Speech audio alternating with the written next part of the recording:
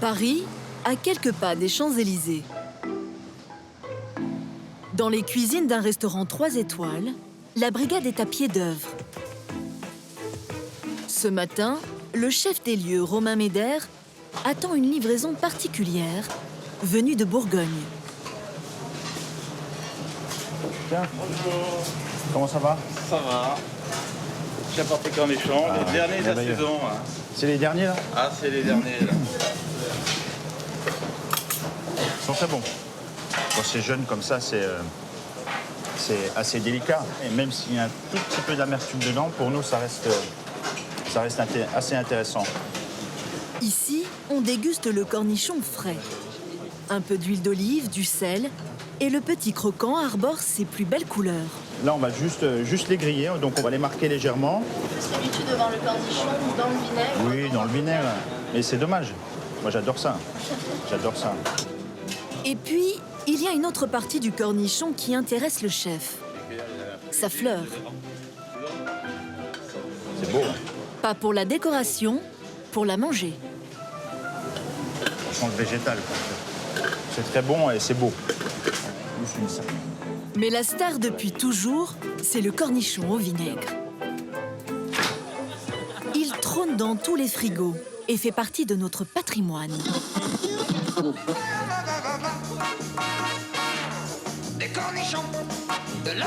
Compagnon idéal de la charcuterie, c'est le condiment préféré des Français. Épineux, disgracieux, tordu, peut-être, mais on l'adore. Certains l'aiment petit et vinaigré, d'autres le préfèrent gros et plus doux. Mais pour tous, il doit être croquant.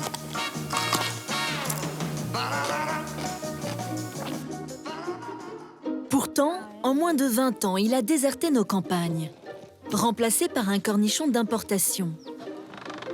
À 7000 km de la France, en Inde, cet or vert a fait la fortune de nombreux entrepreneurs. Mais à quel prix ? Des industriels français répliquent et tentent de rester dans la course. Et le consommateur dans tout ça ? Le cornichon regorge de surprises. Aux USA, on lui a même trouvé des vertus insoupçonnables. C'est l'histoire d'un petit fruit vert et croquant qui déchaîne les passions.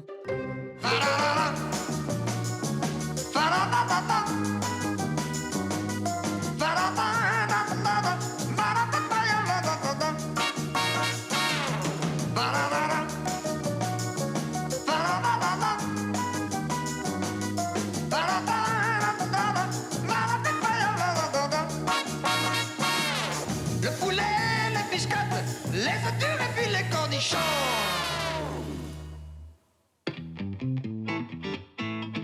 Il y a un pays où le cornichon est roi. Direction New York. Ici, le pickle, comme on l'appelle, est une institution. Il a même son festival, le Pickle Day. Je m'appelle Mr. Pickle. 30 000 curieux viennent y déguster des cornichons sous toutes leurs formes. Au bout d'un stick, en macaron, ou même frits en brochette. On y trouve des glaces au goût de pickle et du jus de cornichon pour les plus courageux. Oh mon Dieu, C'est comment ? C'est comment ? délicieux.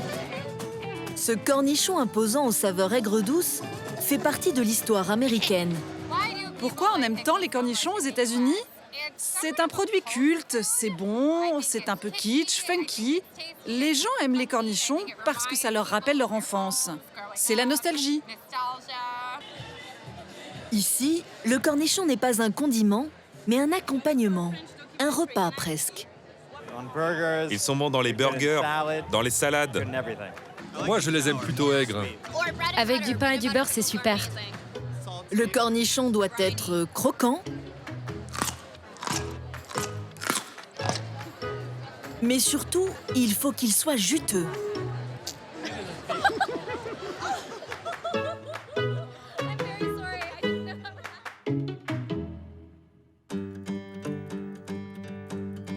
Avec 800 000 tonnes récoltées chaque année, Le pays est l'un des plus grands producteurs au monde de cette cucurbitacée.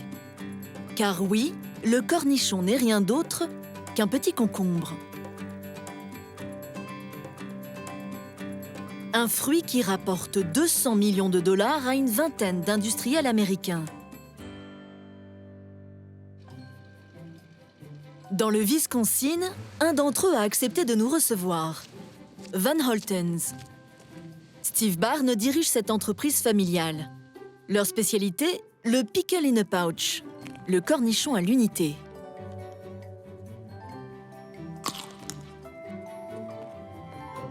Et c'est même pas notre plus gros.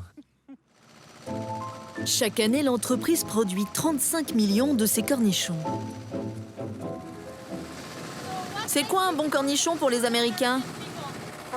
Les gens veulent un gros cornichon. Regardez à l'intérieur. C'est bien ferme. C'est ce qui fait un bon cornichon. Là, ça ne va pas être très bon à manger. Pour l'instant, c'est juste un concombre très salé. Car aux États-Unis, le cornichon est fermenté. Plongé dans de l'eau et du sel, il est laissé pendant des mois dans ces conteneurs de 35 000 litres chacun, enfoncés aux 2/3 dans le sol. Une fois qu'un cornichon est fermenté, il peut rester ici très longtemps.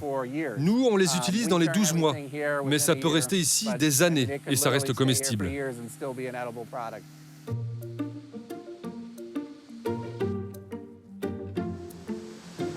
Les cornichons seront vendus et conditionnés à la pièce, prêts à être mangés.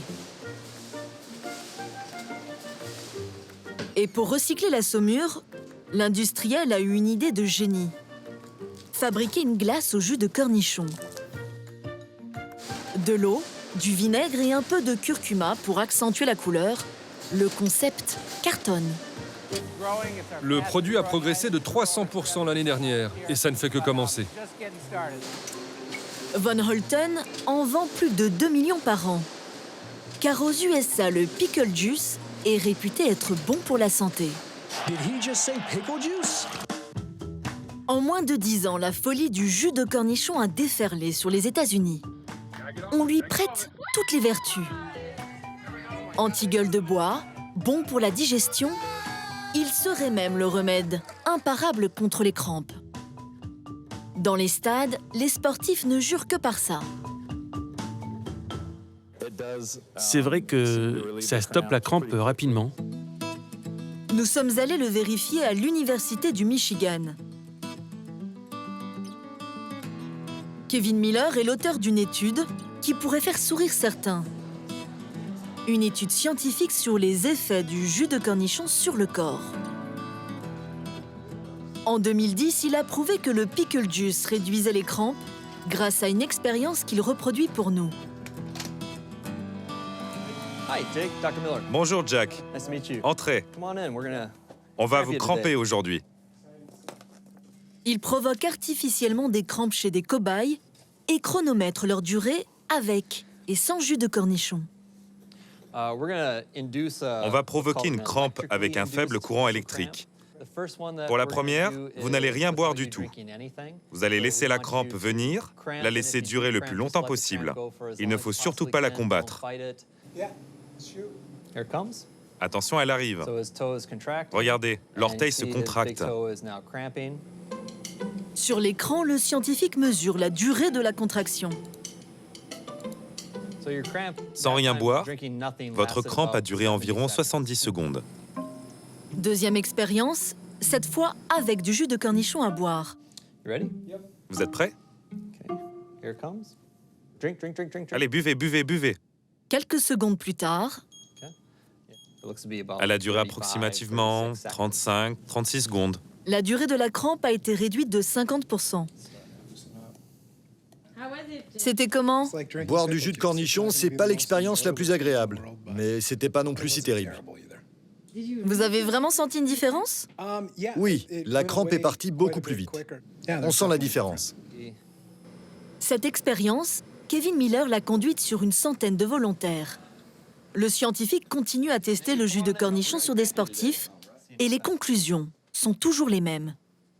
On a découvert qu'en buvant du jus de cornichon, On stoppe les crampes plus vite qu'en buvant de l'eau ou même rien. On sait que dans notre bouche, il y a des récepteurs. Le jus de cornichon déclenche un réflexe qui dit à notre muscle d'arrêter de se contracter.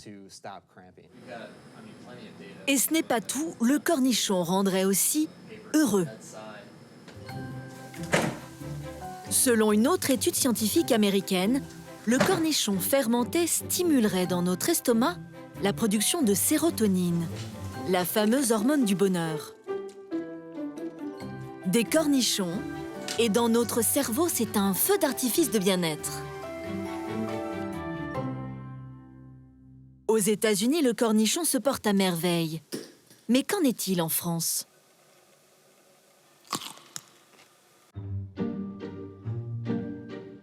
En Bourgogne, dans le département de l'Yonne, se trouve le berceau du cornichon. Ici, on a cultivé pendant plus d'un siècle la plus petite des cucurbitacées.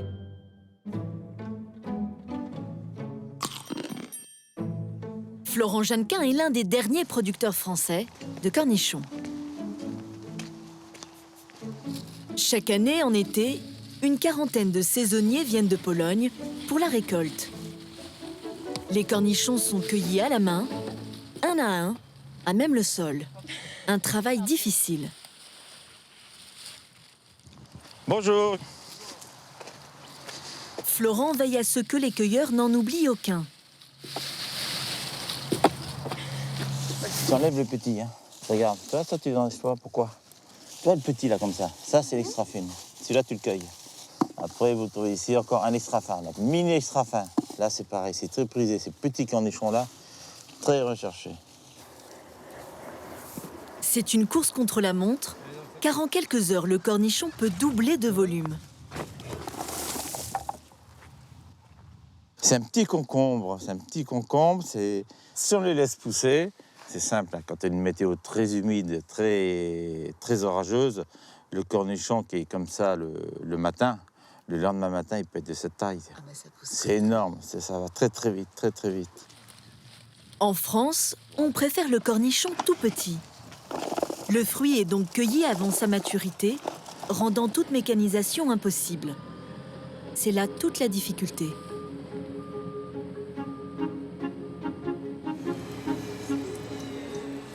À quelques kilomètres de là, sur le site de production, une batterie de petites mains nettoie et inspecte cet or vert, venu des champs.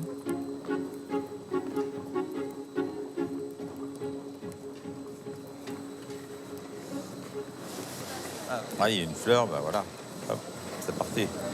Et il reste que les cornichons qui sont vraiment impeccables. Faut tous les regarder? Ah, faut tous les regarder, hein.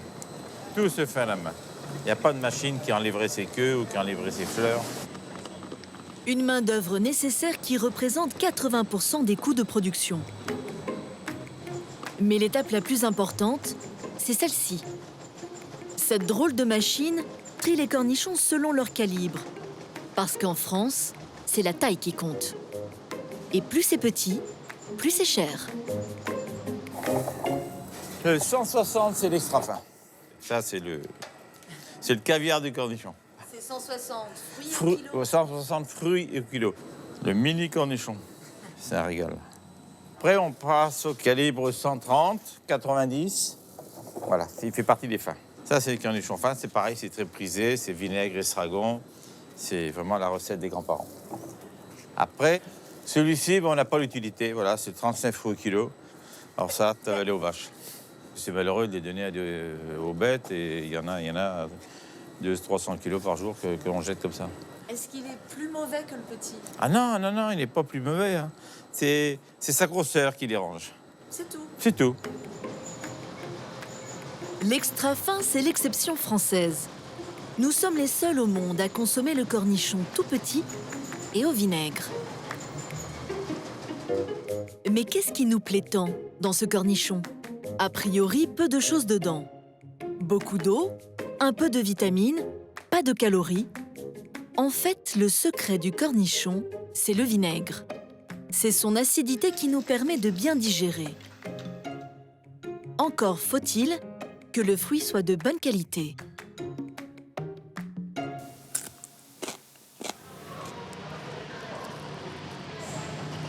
Il y a 5 ans, Florent et son fils Henri ont lancé leur production artisanale, vendue en épicerie fine.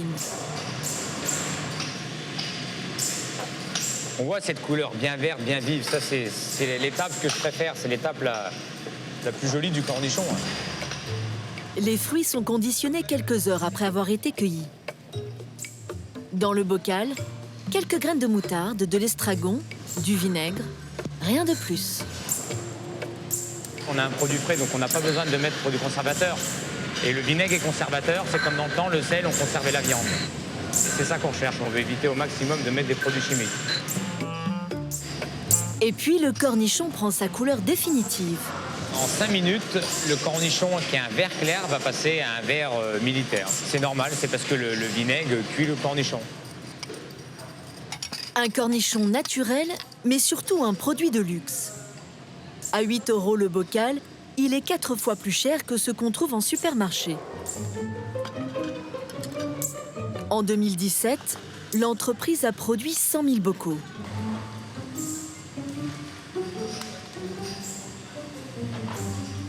Une goutte d'eau dans le marché français du cornichon qui représente 60 millions de pots vendus chaque année. En haut du podium, une marque, Maille.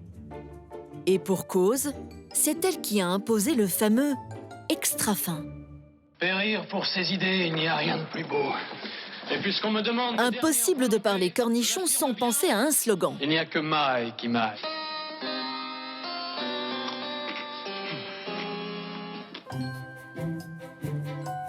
Jean Watin-Augoire est historien. J'adore le cornichon. Il connaît bien cette marque qui a propulsé le cornichon dans l'ère industrielle. Car Maille a banni le gros cornichon et façonné le goût des Français en inventant l'extra fin. Un produit qu'elle veut haut de gamme. Maille a révolutionné le marché du cornichon en France en proposant aux consommateurs un cornichon petit. Petit, c'est discret. Le luxe est souvent discret. Et surtout, grâce à l'aromatisation extrêmement raffinée. Le cornichon devient distingué. Dans les publicités de la marque, tout est fait pour que le consommateur l'associe au luxe et à la gastronomie. Terrine de sanglier grand veneur. Ballotine de volaille. Jambon de pays. Cornichon, mais tellement bon. Tellement bon. Cornichon, mais tellement bon. Ça, c'est extraordinaire. Cornichon, oui, produit bas de gamme, mais tellement bon. Avec Maille, je transfigure le cornichon.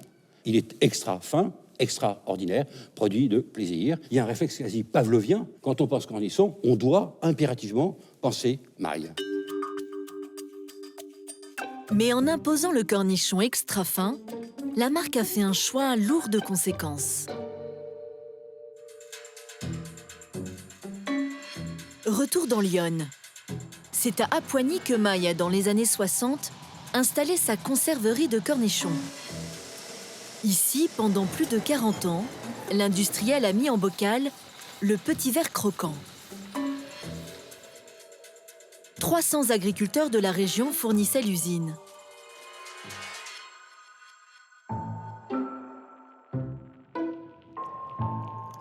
Fabien Évrard était l'un d'entre eux. Il récoltait plus de 40 tonnes par an, ici, dans ses champs. C'était des terres qui ont porté des cornichons pendant de nombreuses années. Il y en a eu sur tous les côtés, là, partout. Il y en a eu jusqu'à 25 hectares à la fois sur ce site-là. Là, il était relativement facile d'avoir plus de 100 personnes pendant 2 mois et demi convoyées pour récolter les cornichons. C'était toute une filière avec de nombreux producteurs et toute une économie où les gens du coin sont venus travailler et ont commencé par s'acheter la mobilette, puis la voiture, puis un jour la maison. Grâce aux cornichons. Ça a été une avancée sociale unique. Mais en 2005, Unilever, la multinationale qui a racheté Maille et Amora, estime que le petit cornichon français est trop cher à produire et décide de délocaliser sa production. L'industriel, un jour, nous a dit « on n'a plus besoin de vous ». Ça se sentait depuis longtemps, mais quand on nous l'a annoncé, c'était aujourd'hui pour demain. On n'a plus besoin de vous, on ferme. Et là, ça a signé notre arrêt de mort. La région perd des centaines d'emplois. C'est toute la filière française du cornichon qui disparaît. Dorénavant, les multinationales iront s'approvisionner à l'autre bout du monde. En Inde, le nouvel Eldorado du cornichon.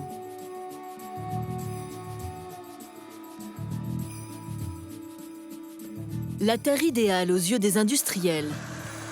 Son climat tempéré permet de faire 3 récoltes par an. Et la main-d'œuvre y est bon marché. En 20 ans, le sud de l'Inde est devenu le 2e producteur mondial. 3 régions exportent 200 000 tonnes chaque année.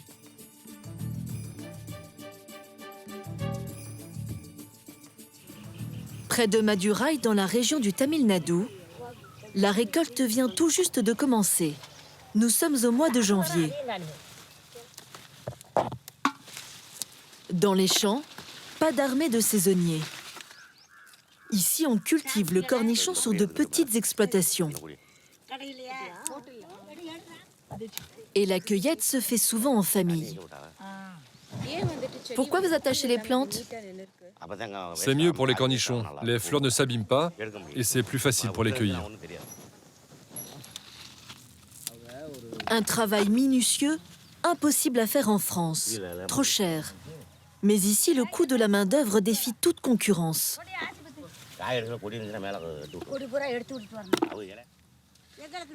On est payé 2 € par jour.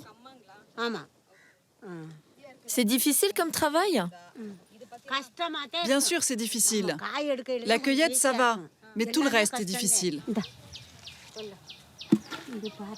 Cet agriculteur a abandonné la culture traditionnelle de tomates et d'oignons pour cultiver le cornichon, plus rentable pour lui. La famille vend sa récolte à un homme, un businessman qui a fait fortune grâce aux fruits verts et croquants.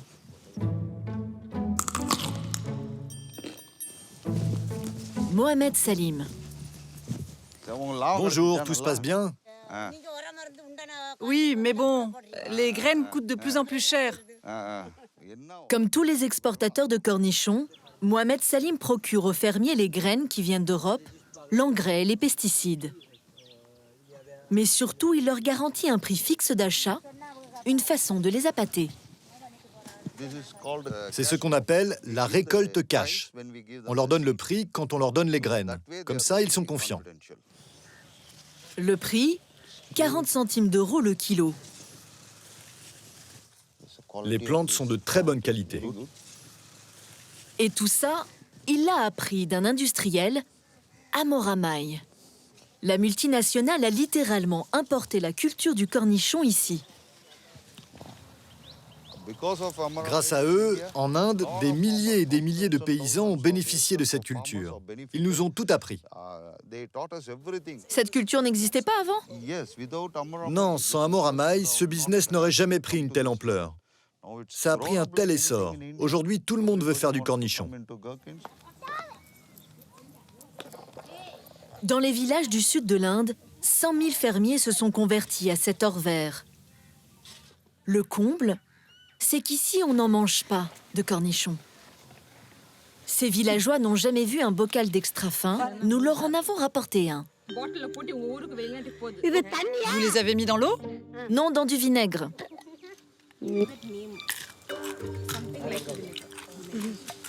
C'est bon.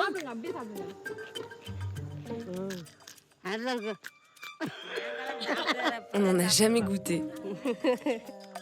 On dirait du tamarin. Je peux garder le pot? Oui, bien sûr.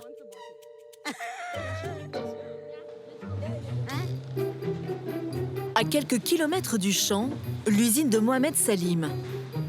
Ici, chaque jour arrivent 20 000 tonnes de cornichons récoltés dans toute la région. Un business florissant qui pèse 11 millions d'euros. Sa spécialité, l'extra fin pour le marché français. C'est ce qui vous a rendu riche? Oui, le cornichon m'a rendu riche, c'est sûr. Je suis très content que vous, les Français, vous en mangiez autant. Combien vous les vendez? On me les achète environ 45 roupies. Soit 57 centimes d'euros le kilo. 10 fois moins cher qu'un cornichon cultivé en France. Dans l'usine, des femmes trient par calibre plus de 20 tonnes de fruits par heure.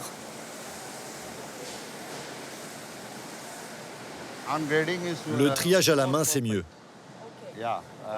Elles peuvent voir des choses que la machine ne peut pas voir, comme des insectes par exemple. Tout ça pour un salaire de 4 € par jour.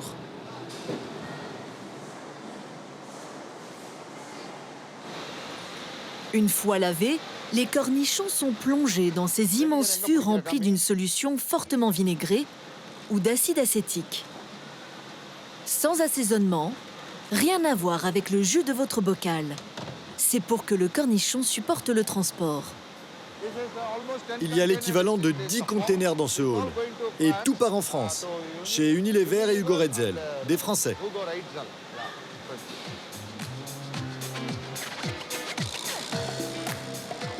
Des millions de cornichons qui voyageront 2 mois en cargo avant d'inonder le marché français. Un marché que se partagent 2 poids lourds. Unilever et ses marques Mayamora et Retzel, fournisseur des marques distributrices en supermarché. L'allemand Kuhn rafle une bonne partie de ce qui reste du gâteau, enfin du cornichon.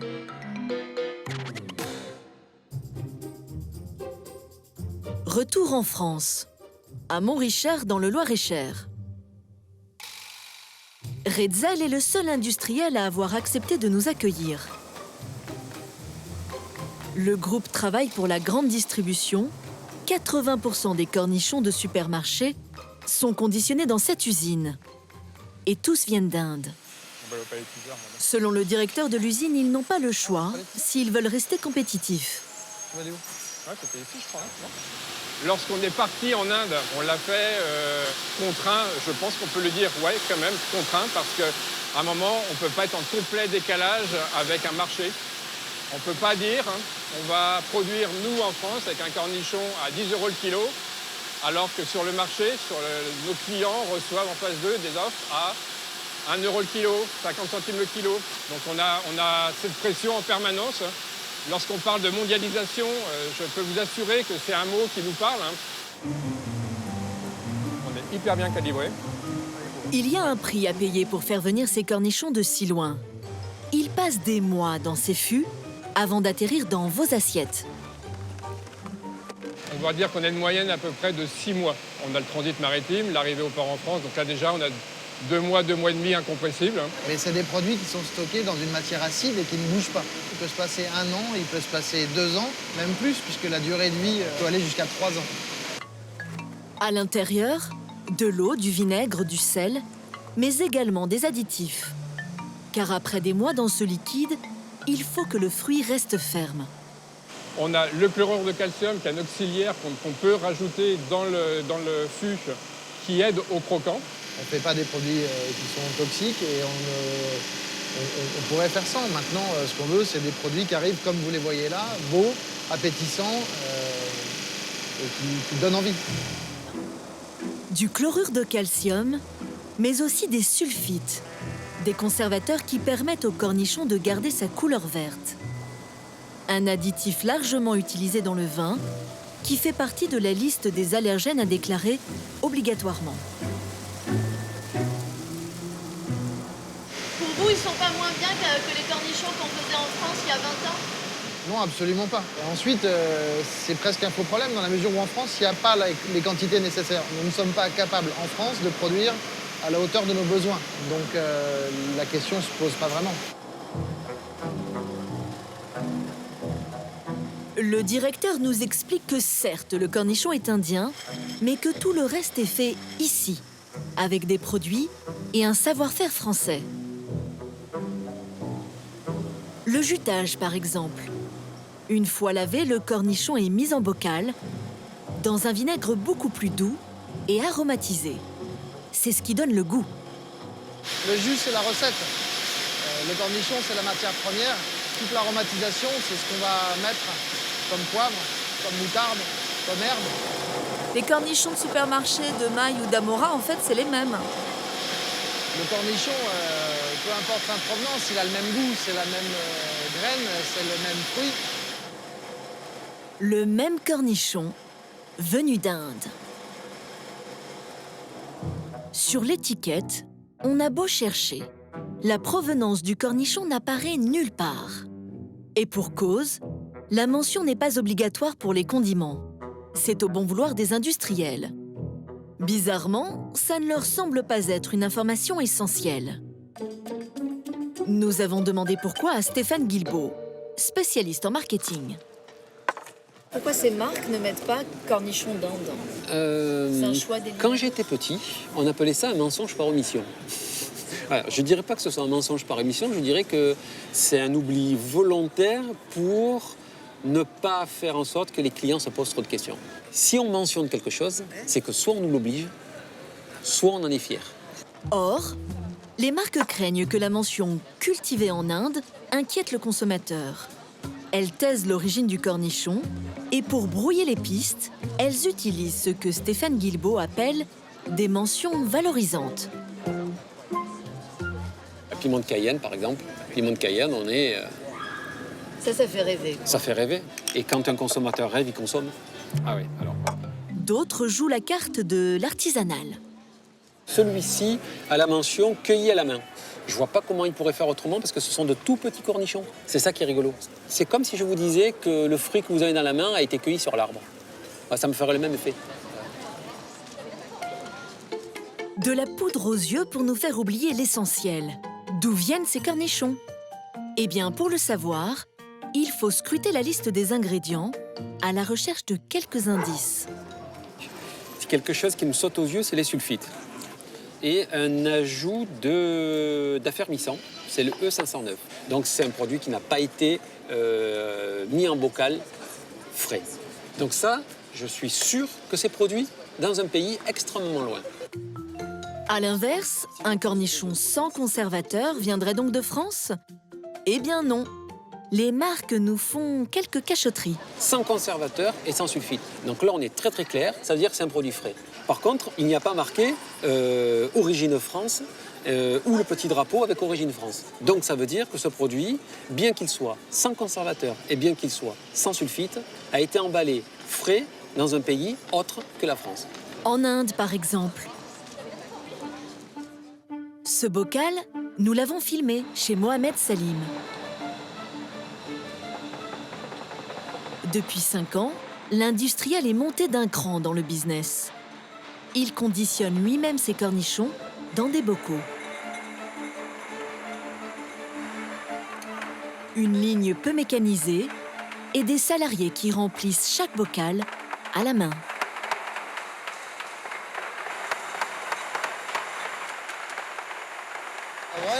Pourquoi je fais des bocaux? Parce que c'est facile. Des champs au bateau, ça prend 3 jours. Et je fais le double de profit. Le businessman nous demande de ne pas filmer les étiquettes. Les industriels français ne sont pas prêts à jouer le jeu de la transparence. Quel est l'intérêt pour les marques? C'est 30% moins cher que le fût. Et pour le consommateur? C'est un cornichon frais. C'est mieux que dans le fût. Dans le fût, on rajoute des additifs, des conservateurs. Là, c'est direct dans le bocal, sans conservateur. Un produit qui serait meilleur pour la santé, un produit 100% indien. Mais si beaucoup d'entreprises en Inde travaillent dans les règles de l'art, le pays compte de nombreux scandales liés aux pesticides.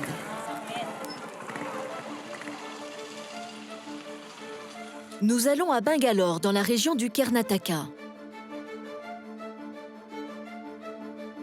C'est ici que les premières cultures de cornichons ont vu le jour, il y a 20 ans. Ce petit morceau d'Inde, qui s'étend sur 100 km², représente à lui seul 1% du commerce mondial du cornichon. Bangalore est un très gros marché pour le reste du monde. Un marché de 100 millions d'euros que se partagent une trentaine d'entrepreneurs, dont Amrut Raj. L'homme d'affaires se rend régulièrement dans les champs avec son conseiller technique. En Inde, on les appelle les facilitateurs. Ce sont eux qui chapeautent les petits paysans. Oui, on a mis les pesticides. On fait très attention. Oui, il faut faire très attention, parce que cette plante est beaucoup plus sensible que les autres. Les pieds de cornichon ont à peine 15 jours, mais les deux hommes sont préoccupés, car certaines feuilles semblent attaquer. Cet insecte pond ses œufs ici. Et une fois que les œufs sont là, la larve va dévorer toutes les feuilles. Alors pour stopper ça, on utilise des pesticides. C'est Krishnappa, le facilitateur, qui distribue les pesticides pour la culture. C'est lui qui dit aux fermiers quand et comment les utiliser. S'il y a des insectes, vous devez utiliser ça. Vous mettez 3 millilitres dans le réservoir et vous épandez 2 fois par semaine. Ça va tuer les insectes et plus aucun ne viendra. C'est bien pour la plante. Vous ferez plus d'argent et nous aussi. On fera du profit.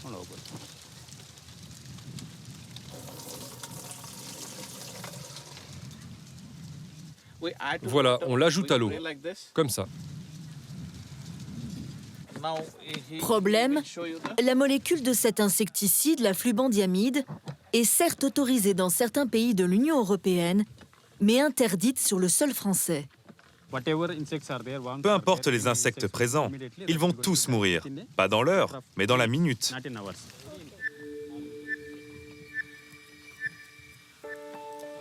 Dans ce pays tropical infesté d'insectes, l'utilisation de pesticides toujours plus puissants est quasi systématique. En 20 ans, ces épandages intensifs ont créé une certaine résistance.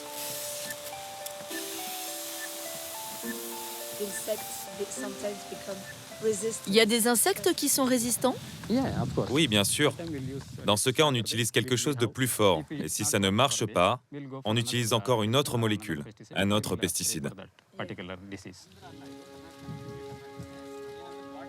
Conséquence, les fermiers indiens utilisent aujourd'hui 5 fois plus de pesticides qu'il y a quelques années.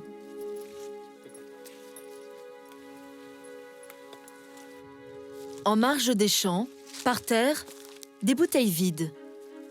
Des insecticides au nom barbare, contenant des molécules toxiques.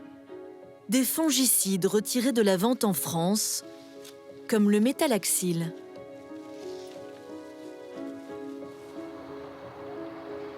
Nous sommes retournés voir Fabien Évrard, l'agriculteur de Lyon. Merci. Il est devenu consultant auprès d'industriels. Nous lui soumettons une liste qu'un paysan indien nous a donnée de 17 produits nécessaires à la culture du cornichon. C'est rien, karaté, c'est un insecticide tout à fait... Ça, c'est pareil, ça, c'est un insecticide. Ça, c'est encore un insecticide. Ça doit être un insecticide. Et ce qui... Oh, il y en a une douzaine, au bas mot. Au bas mot. C'est quand même assez fort de café et inquiétant de voir dans les préconisations autant de produits. Parmi eux, 2 retiennent son attention. Des néonicotinoïdes.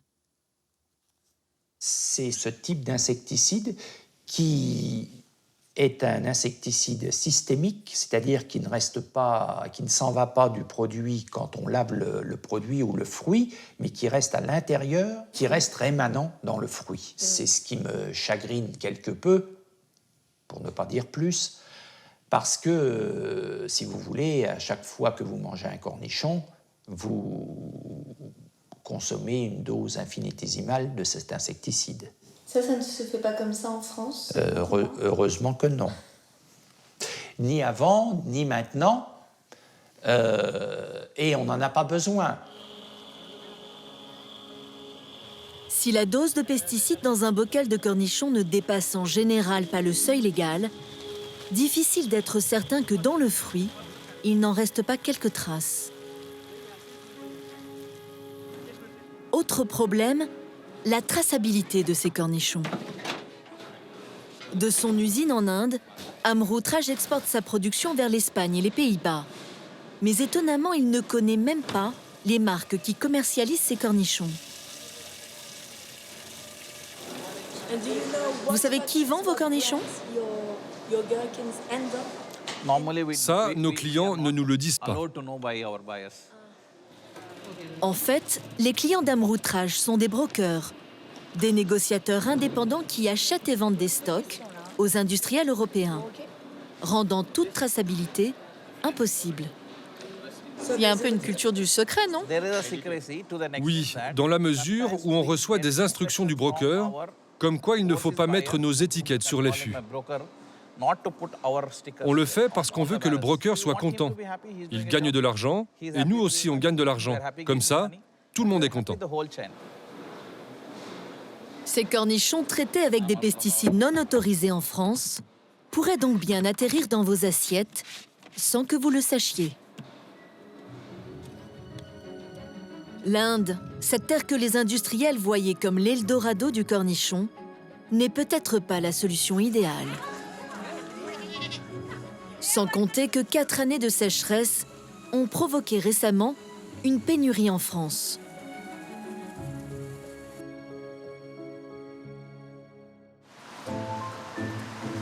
Retour à Paris. Depuis quelques semaines, au rayon condiments de ce grand magasin, l'extra fin manque à l'appel. On va aller installer les produits. Élodie et Delphine sont 2 jeunes entrepreneurs. Il y a des vraies ruptures en rayon. Là, du mini cornichon. Là, il y a un pauvre pot qui se bat en solo. Ouais. Il y a 3 ans, elles ont lancé une gamme de pickles, des petits légumes dans du vinaigre. On peut remettre un petit peu de concombre. Une façon de refuser la mondialisation et de trouver une alternative à l'extra fin indien. Ce petit légume qui concentre toutes les dérives du système agroalimentaire, nous, on va essayer de faire un petit peu l'opposé, donc de prendre des légumes qui poussent en bio, près de chez nous. Des carottes, des choux-fleurs, des betteraves, mais à la mode du cornichon. C'est bon? Allez. Bonjour, vous allez bien? Ça va? Bonjour, ça va? Oui. Ce jour-là, elles viennent présenter aux responsables le dernier né de la gamme, le concombre en bocal. C'est un gros bâtonnet, l'équivalent du malosol à la russe. D'accord. Et on a ajouté à la saumure des feuilles de basilic fraîches. Ah, génial. Voilà. Okay. Donc, vous pourrez le goûter. Super. Bah écoutez, merci. Avec leur marque, les 2 chefs d'entreprise veulent révolutionner le marché du condiment. Un peu trop classique à leur goût. C'est pas un marché très riche en fait, hein. Donc ils sont arrivés sur quelque chose où il y a tout à faire en fait. Hein. Et puis l'idée c'était aussi d'amener de la couleur. Vous voyez là on a un rayon un peu vert, un peu kaki et tout ça. Et puis paf, tout de suite une explosion de couleurs avec nos pickles. Je pense que ça plaît aux gens. Piment. Et les 2 jeunes femmes ne comptent pas s'arrêter là. Attends.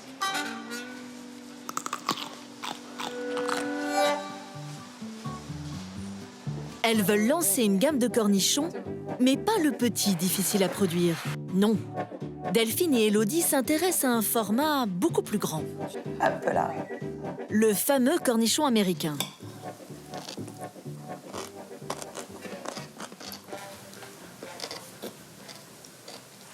Alors, on l'entend, bien, ça. bien croquant. Donc ça, il y a un côté agréable. On est vraiment sur du cornichon, le gros cornichon qu'on a dans les hamburgers. En tout cas, ce serait hyper intéressant d'essayer, de faire des tests là-dessus. Ouais. Avec un petit goût aigre-doux, un beau bouquet d'anettes à l'intérieur. Franchement, ça peut être super bon. Miser sur les gros, les industriels, eux, n'y croient pas. Ils préfèrent soutenir la star de toujours, le petit cornichon vinaigré. Certains essaient même de relancer sa production en France. Retour chez Redzel, dans leur usine de conditionnement près du Mans. Nous retrouvons Emmanuel Bois, le directeur général du groupe. Ce jour-là, il est assez fier de réceptionner une cargaison de cornichons frais, cultivés à quelques kilomètres à peine de l'usine. Salut, Roland. Bonjour. Tu vas bien? Qu'est-ce que tu nous amènes de beau? La petite production de ce matin. Donc, il y a beaucoup de petits, c'est beau. Hein? Il y a 200 kilos là. Ah, c'est bien. Depuis 2 ans, l'industriel parti s'approvisionner en Inde s'est donné une mission. Relancer la production du cornichon français. Des cornichons produits en agriculture raisonnée, Redzel veut jouer la carte du Made in France. Les consommateurs veulent consommer local, veulent consommer des produits qui ne font pas des kilomètres par avion ou par bateau, quand c'est possible. Mais pour relancer cette filière, l'industriel doit vendre ses cornichons à peine plus que ceux qu'il va chercher en Inde. 2,70 € le bocal. Ils sont pourtant 6 fois plus chers à produire. Vous en gagnez pas en fait d'argent là? Pour l'instant non. C'est pas un coup marketing, c'est pas un coup ponctuel. C'est le début d'une aventure, c'est la 2e année. On se donne 5 à 10 ans pour que le cornichon français ait mis en place une filière et sa place dans les frigos. Une bonne intention qui sonne un peu comme un aveu d'échec du tout indien. 400 000 bocaux ont été conditionnés l'année dernière, avec un argument marketing de taille, le drapeau français.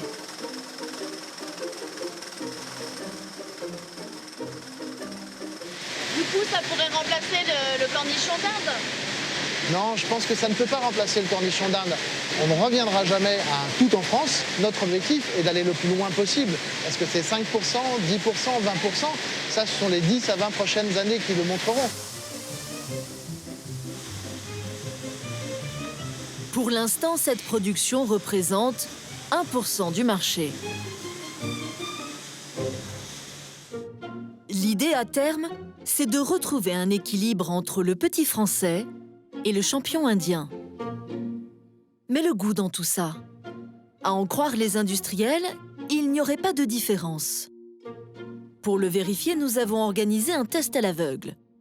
Sur la table, des cornichons français et des cornichons indiens. Et pour la dégustation, ce sont nos experts en pickle qui s'y collent.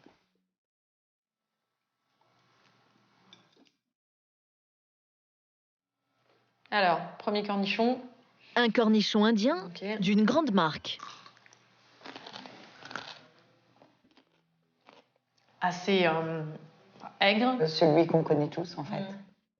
Deuxième cornichon indien, de supermarché cette fois. Ouais, c'est carrément croquant. Mais qu'est-ce que c'est aigre, quoi. Pas de goût. Voilà. Enfin, il n'a pas d'intérêt, quoi. Il y a juste le croquant. Pour le coup, ça a une note hyper acide. Enfin, le cornichon français. Il a un côté légume qui vient d'être récolté. Ah ouais, c'est plus subtil, hein. C'est agréable. Effectivement, on sent la fraîcheur du produit. Et du coup, c'est plus délicat, beaucoup plus délicat. Très bon. Contrairement à ce qu'on aimerait nous faire croire, c'est le petit croquant 100% français qui remporte la victoire haut la main. Avoir un cornichon goûtu, français, sans pesticides et toute l'année, c'est possible. Il suffit juste d'un peu d'huile de coude. Direction la Normandie. Chez Sandrine.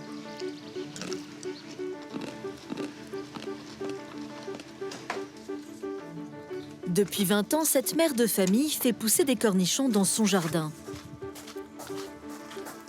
Elle plante un pied au printemps et 2 mois plus tard, c'est l'abondance.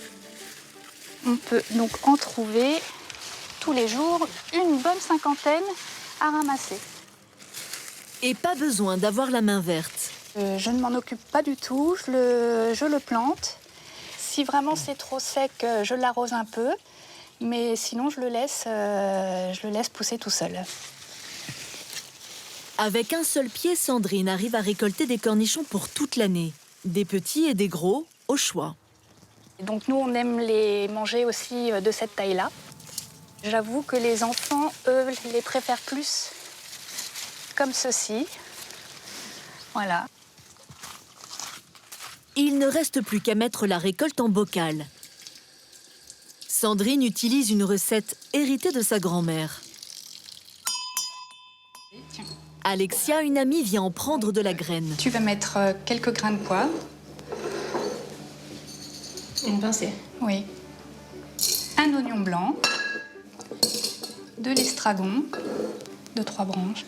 Et maintenant, tu vas pouvoir mettre les cornichons dans le bocal assez serré. Simplissime. Et la touche finale qui fait toute la différence. C'est un vinaigre d'alcool, beaucoup moins fort que le vinaigre de vin, ce qui évite qu'il soit trop acide quand on les mange. D'accord, c'est ça votre secret à vous? Peut-être. Le secret de famille. Maintenant que le secret est quelque peu éventé, vous savez ce qu'il vous reste à faire en attendant le grand retour du cornichon français.